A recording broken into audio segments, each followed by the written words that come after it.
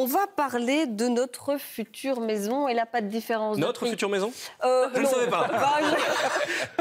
Il y avait peut-être quelque chose. C'est gênant en direct comme ça. Le chat est parti, les souris dansent. Hein. Je ne savais pas comment vous l'annoncer. Je me suis dit que voilà, ça pouvait être pas mal sur la une pendant On n'est pas des pigeons. Non, mais je veux dire qu'on a peut-être les mêmes envies en termes de maison. Une maison... Ça continue, elle s'enfonce. Une maison prête en 24 heures. Oui, parce que vous êtes pressé qu'on emménage, quoi, c'est ça. C'est ça, vous avez tout compris. Audrey, si tu me regardes, tout va bien. Voilà. Bah oui, on parle de maison prête à poser. Maison prête à poser, vous avez peut-être ces images-là en tête qu'on va voir. Des maisons entières qui se déplacent. Ça, c'est des images qui viennent des États-Unis. Alors, le concept, il existe chez nous. Sauf que ce n'est pas la maison entière qui se déplace, ce sont des morceaux de maison, des éléments de maison qui vont ensuite être recomposés pour que votre maison soit installée sur votre terrain. Alors concrètement, ça donne quoi?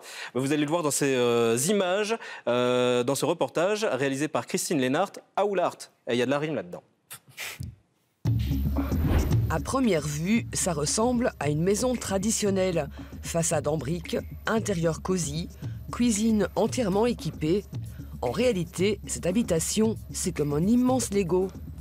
Bienvenue dans notre maison modulaire. Donc voilà, ici, la maison est arrivée en une journée. Donc vous imaginez ici, vous avez un module, on a un deuxième module et alors les deux modules au-dessus.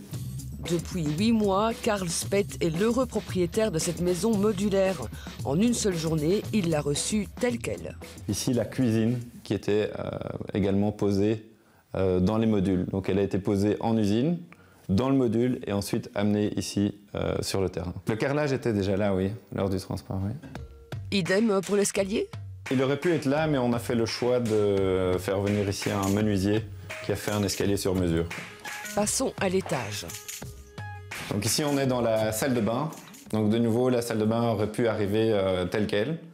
Nous, on a fait le choix de carrelage de taille un petit peu plus grand que ce qu'il propose. Avec ce grenier aménageable, la superficie totale de la maison s'élève à 160 mètres carrés habitables. Le tout posé en un seul jour, module après module. Le matin, c'était un terrain vide. Le soir, une maison avec jardin posée sur des pieux. L'atout de la formule, la rapidité bien sûr, mais aussi le prix.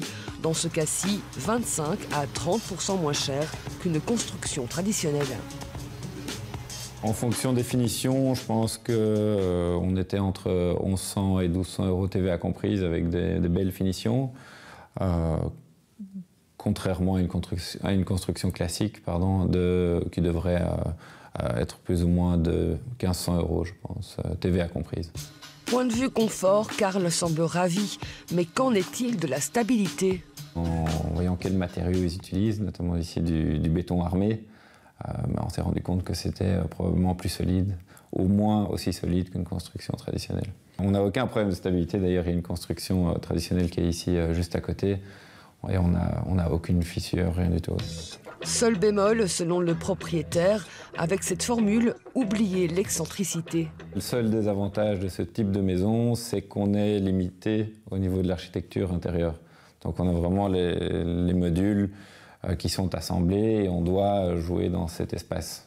Aucun regret pour Karl, mais s'il devait un jour construire une maison plus grande et plus luxueuse, il opterait pour le traditionnel.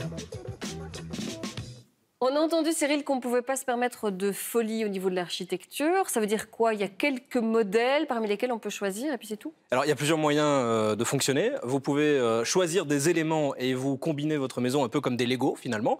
Ou alors, vous avez la possibilité de prendre carrément dans un catalogue tout fait.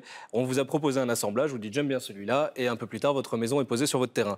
Mais il y a aussi la possibilité de faire appel à un architecte pour avoir à peu près ce que vous voulez. Ça vous tente, ce système? Très honnêtement, oui. Oui. Surtout dans une société un peu de l'immédiateté où on a généralement envie que le produit soit prêt le lendemain. C'est un atout non négligeable. D'accord. Donc si on peut arranger les modules comme on veut, si on peut faire appel à un architecte, finalement, on aura la maison qu'on souhaite. Pas tout à fait. Pas tout à fait, parce que le problème, c'est que l'architecte doit concevoir la maison de façon à ce qu'elle puisse être construite par module en atelier et ensuite remontée. Donc l'architecte doit intégrer tout ça dans sa réflexion. Et tous les architectes n'ont pas la possibilité, en tout cas ne développent pas ce genre d'activité, donc tous n'ont pas les connaissances pour pouvoir développer ce genre de maison. Donc renseignez-vous si ça vous intéresse, il faut se renseigner avant, simplement poser la question à l'architecte s'il fait des maisons de ce type-là. Le prix au mètre carré est quand même sensiblement différent. Qu'est-ce qui justifie cette différence de coût? Alors il y a plusieurs choses qui expliquent cette différence de prix. Tout d'abord, l'architecte, on en parlait il y a un instant. Si vous prenez une maison qui est toute faite dans le catalogue, il y a un architecte qui a développé une fois la maison, il peut y en avoir des milliers à travers le monde. Il a fait le boulot une fois. Donc l'architecte... C'est comme les meubles dans une célèbre enseigne suédoise. Économie d'échelle. Voilà. C'est la maison Strumbeleux. Alors généralement ça fonctionne comme ça. Par construction, l'architecte a des droits, mais il n'y a pas de forfait complémentaire. Alors deuxième point, c'est que les équipes qui construisent votre maison, elles ne travaillent pas que sur votre maison, c'est à la chaîne. Il y a plusieurs maisons qui peuvent être construites en même temps. Donc là aussi on fait des économies. Et puis il n'y a pas de retard dû aux intempéries, il n'y a pas de mauvaise surprise. Tout est prévu à l'avance, et donc quand on arrive, on a juste à assembler. Donc pas de surcoût au final, ce sont les trois avantages de construire de cette manière. D'accord, ça a l'air d'être la solution idéale quand vous en parlez comme ça. J'imagine qu'il y a des inconvénients aussi. Bah oui, ce serait trop beau et ce serait trop facile qu'il n'y ait que des avantages. Premier inconvénient, on l'a dit, c'est le manque de flexibilité. Vous n'avez pas exactement ce que vous voulez, enfin sauf si ça vous convient très bien. Imaginons que vous êtes d'accord avec ce qu'on vous propose sur le catalogue, vous vous lancez dans le projet. Vous allez vous retrouver un peu plus tard face au deuxième problème qui concerne ces maisons, c'est à la revente. Dans l'imaginaire collectif, les maisons préfabriquées, c'est de moins bonne qualité, même si on a vu dans le reportage que c'était tout à fait correct. Dans l'imaginaire collectif, c'est moins bon, donc ça se revend moins cher. À la revente, vous allez le sentir quelques années après, même si les esprits sont en train d'évoluer là-dessus, il y a quand même cet a priori encore. Donc c'est un risque qu'on prend, et attention aussi peut-être au financement.